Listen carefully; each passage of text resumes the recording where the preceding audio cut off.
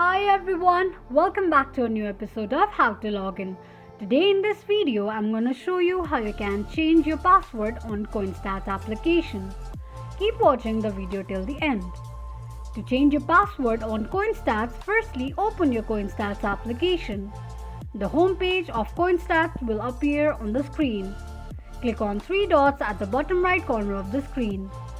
Scroll down and tap on your account's email. Your profile will appear on the next page.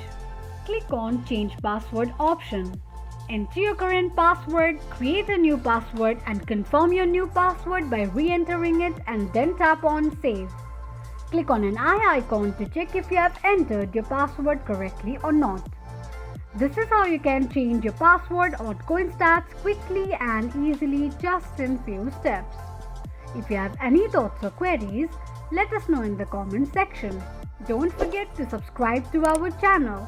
Also press the notification bell icon so that YouTube will notify you whenever we post a new video. I hope this video was helpful to you. Thank you so much for watching.